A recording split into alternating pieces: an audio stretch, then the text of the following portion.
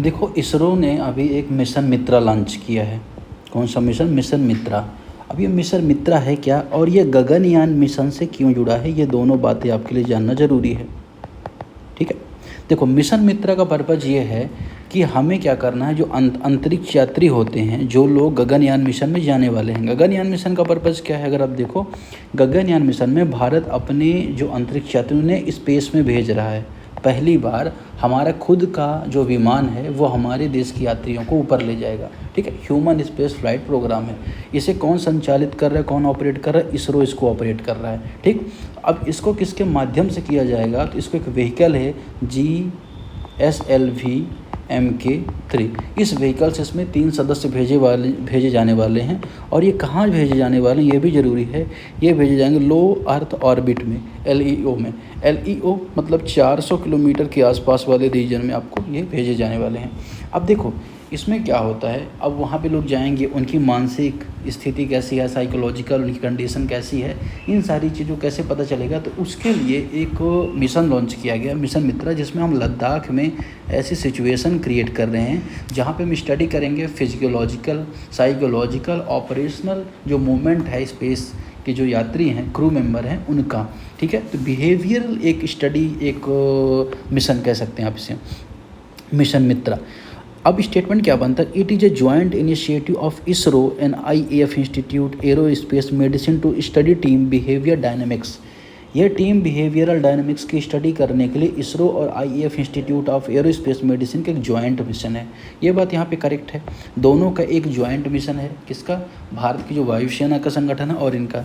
दूसरा, यह मिशन लद्दाख में किया जा रहा है, जो बहुत ज़्यादा ठंड, कम ऑक्सीजन लेवल की वजह से ज़मीन के जैसा है, मतलब कि तो ये बात यहाँ पे करेक्ट है। तो तीसरा, the study primarily focus on physical endurance solidarity astronaut rather than team interoperability. इसमें क्या किया जाएगा, इसका कहना है कि जो स्टडी है वो फिजिकल इंड्योरेंस के संबंध में है टीम। लेकिन ये बात यहाँ पे गलत है, यहाँ पे इंटरऑपरेबिलिटी भी चेक की जाएगी कि आपस में किस तरह से चीज़ें हो रही हैं। तो इसका नाम ही क्या है, mapping of interoperable traits and response assessment. क्या फिर से बोल देता हूँ, mapping of interoperable trait and response assessment, ये पूरा मिशन मित्रा का काम है। बात की जाए यहाँ पे इसरो, तो आपके बारे में पता होगा कि 1964 या 69 में कब इस्टेब्लिश किया गया था, कमेंट करिए आप। ठीक है, तो इसको इस्टेब्लिश किया गया था, इंडियन स्पेस रिसर्च ऑर्गेनाइजेशन है, जिसकी एक विंग है, मतलब अगर हम देखें मिशन जो अंतरिक्ष नाम की विंग है, जो अगर आप देखोगे कि प्राइवेट के साथ जो डील है उसको भी मैनेज करती है। तो इसका सही आंसर 1 और 2 हो जाएगा। ठीक है, तो ये हमने देखा इसको।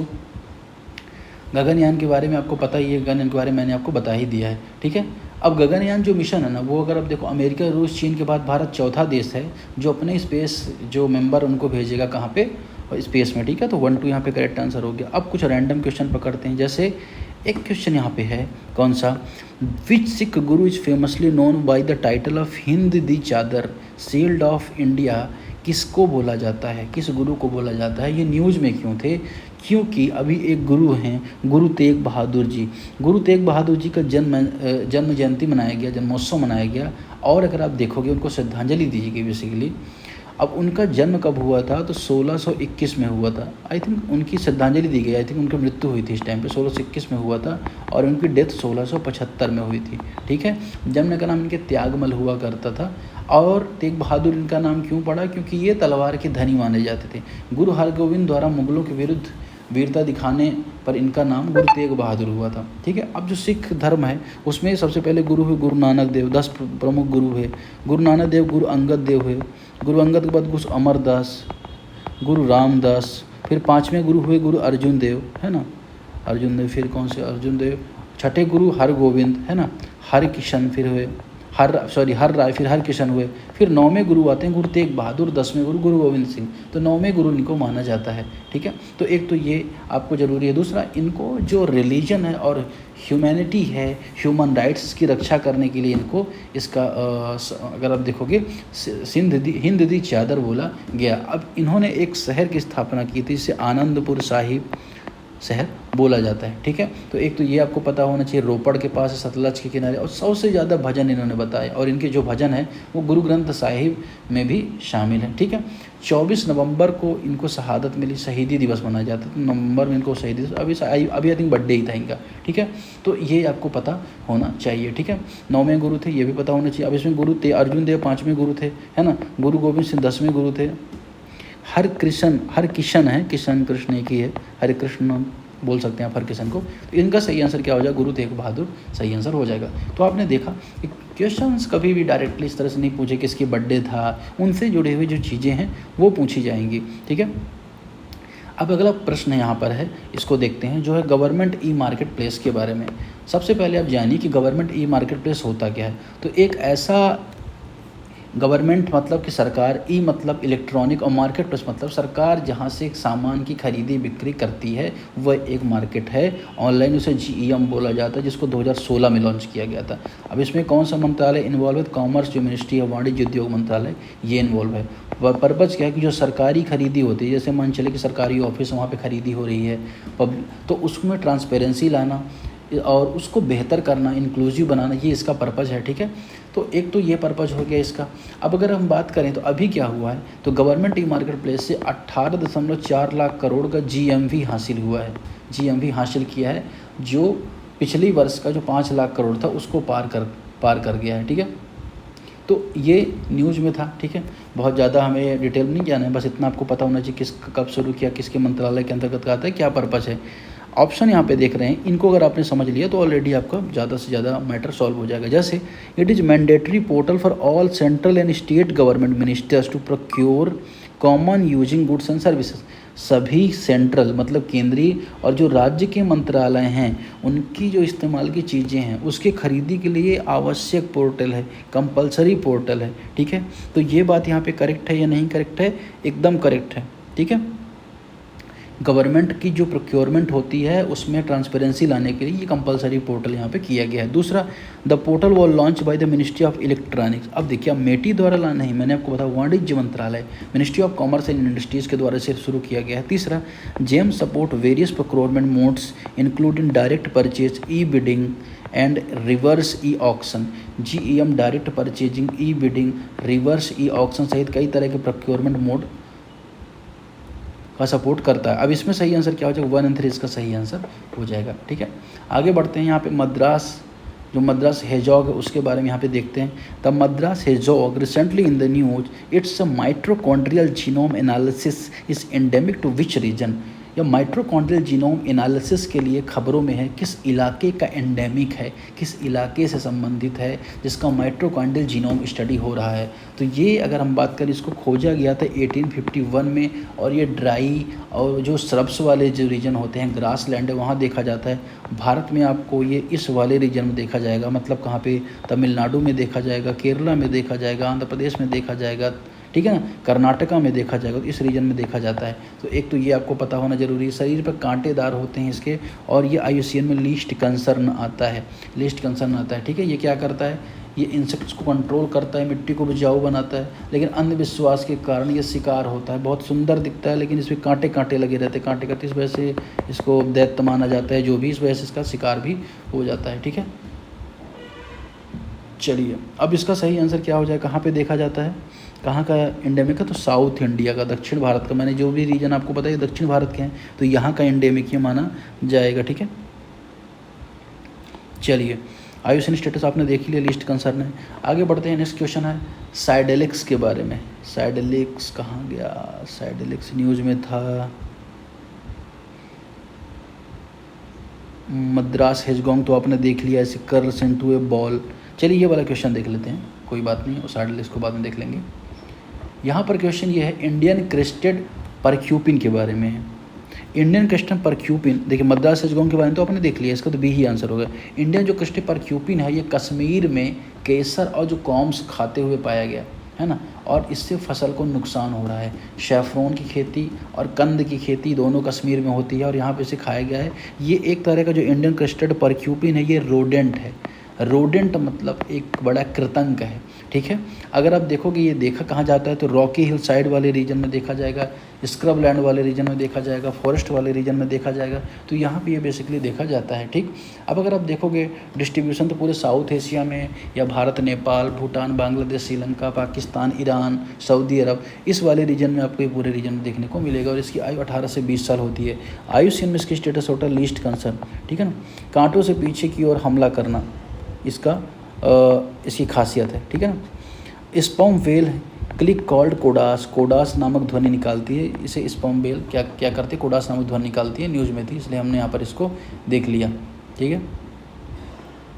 चलिए आगे बढ़ते हैं और कौन से क्वेश्चन देख लेते हैं। सुखना वाइल्ड लाइफ सेंचुरी, चलिए बताइए आप, सुखना वाइल्ड लाइफ सेंचुरी किस माउंटेन रेंज की तलहटी में है। कल ही हमने इसको कवर किया था। अरावली है, जास्कर है, शिवालिक, सतपुड़ा। आप लोग आंसर नहीं करते, कमेंट में आप आंसर करिए। कल आपने पढ़ा होगा तो इसमें आपको पता चला होगा कि जो सुखना वाइल्ड लाइफ सेंचुरी किस माउंटेन रेंज का पार्ट माना जाता है। इसे भी आपको यहाँ पर अटैम्प्ट करना है, ठीक है।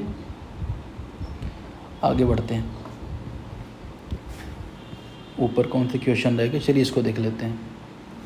क्वेश्चन है, consider the following statements regarding पर एंड पॉलीफ्लोरोअल्काइल सब्सटेंस, PFAS सब्सटेंस के बारे में यहाँ पे प्रश्न पूछा गया है, ठीक है ना।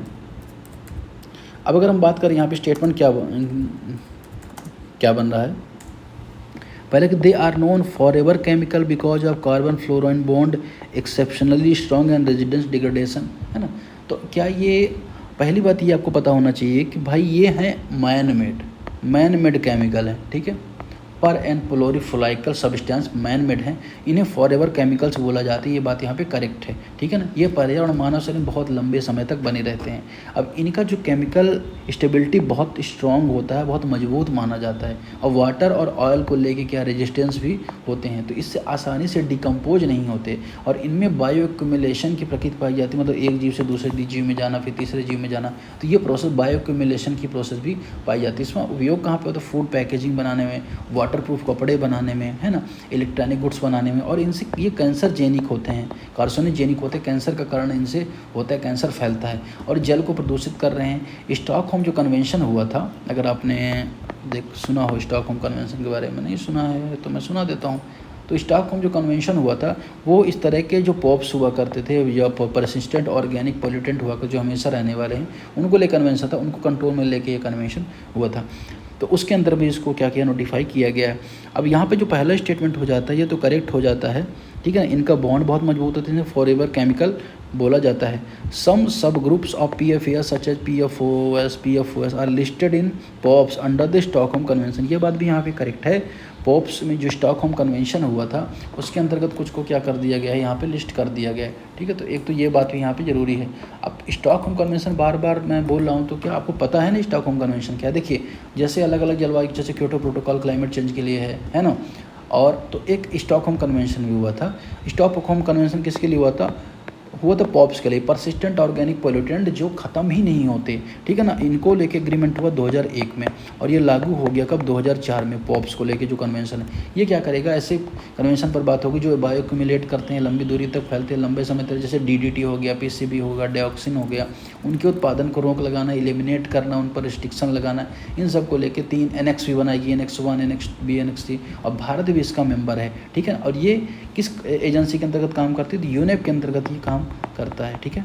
यूनाइटेड नेशन एनवायरनमेंट प्रोग्राम, जिसको 1972 में स्टैब्लिश किया गया था, हेडक्वार्टर नैरोबी, वहाँ पे ये काम करता है। PFAS are primarily used in the manufacturing of organic fertiliser.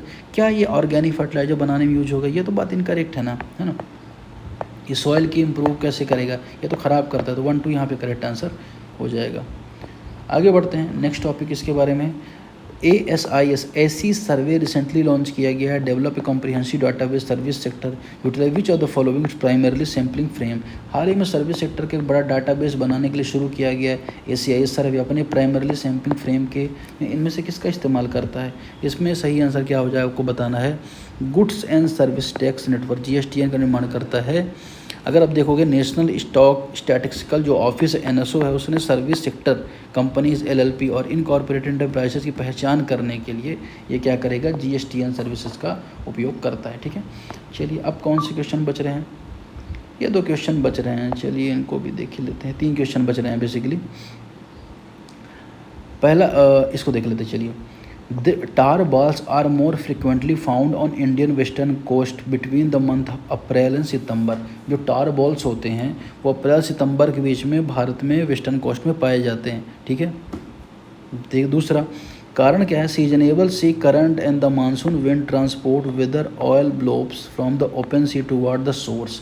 मतलब मौसमी जो समुद्री धाराएं होती हैं, मानसूनी हवाएं खुले समुद्र से अक्षयित तेल को जो तट है उनकी तरफ ले जाती हैं। देखिए पश्चिमी तट, मतलब अगर गुजरात के तट की बात करें तो प्री मानसून मानसून के दौरान टार बॉल जो अगर बहुत ज़्यादा क्या बोल सकते हो, वल्नरेबल नहीं बोल सकते, जो बहुत ज़्यादा फ्रिजाइल होते हैं, फ्रिजाइल भी नहीं बोल सकते। मतलब क्या होता है कि इनकी वजह से एक पोल्यूटेंट की तरह ही होते हैं, तेल रिसाव को ज़मीन की ओर क्या करते हैं, धकेलते हैं। ये वो टार बॉल्स, मतलब मैं आपको बता सकता हूँ इस चीज़ को लेकर। जैसे मान के चलो आपने देखा होगा कि लिक्विड के कुछ बॉल्स ये हमारे कोस्टल रीजन को क्या करते हैं, इम्पैक्ट करते हैं। अब इनको लेके अगर आप देखोगे असेसमेंट हुआ है 2001 में, आईपीसीसी इसका असेसमेंट भी करती है, ठीक है।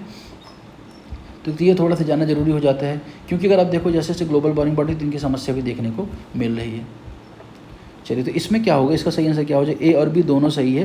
कथन जो है कारण की व्याख्या करता है, ठीक है। तो ये बात आपको यहाँ पे पता होनी चाहिए, ठीक है। आगे बढ़ते हैं नेक्स्ट क्वेश्चन की तरफ। आई होप कि आपका ये क्लियर हो गया होगा कि ये बात सही है कि अप्रैल सितंबर के महीनों में भारत के पश्चिमी तट पर टार बॉल्स अधिक पाए जाते हैं, ठीक है। चलिए, लास्ट क्वेश्चन है, these non addictive substance such as psilocybin LSD primarily work by binding of serotonin receptors in the brain. Recently research suggest that they can loosen establish brain pattern offering potential therapist beneficial mental health disorder like depression. मतलब ये जो addictive substance होते हैं जैसे Saibin LSD, मुख्य रूप से दिमाग में सेरोटोनिन रिसेप्टर से जुड़कर काम करते हैं। हाल के रिसर्च में पता चला कि वे दिमाग में बनाए पैटर्न को ढीला कर सकते हैं, जिससे डिप्रेशन जैसे मेंटल हेल्थ डिसऑर्डर हो जाते हैं। किस भारतीय कानून के अंदर सभी इन सब्सटेंस का इस्तेमाल बैन है, तो किसके अंतर्गत, तो इसका सही आंसर क्या हो जाएगा, 1985 में नारकोटिक ड्रग्स एंड साइकोट्रोपिक जो एक्ट है उसके अंतर्गत क्या किया गया, इनको बैन यहाँ पे किया गया। सही आंसर क्या हो जाएगा, बी। तो आज के डिस्कशन फिलहाल इतना ही। इसका एक्सप्लेनेशन फ्री PDF आप प्राप्त कर सकते हैं हमारे टेलीग्राम ग्रुप पे, डिस्क्रिप्शन में टेलीग्राम ग्रुप मिल जाएगा, नहीं तो ये है, और नहीं तो आप मुझे इस नंबर पर भी मैसेज कर सकते हैं जहाँ से मैं आपको टेलीग्राम ग्रुप की लिंक दे दूँगी। आप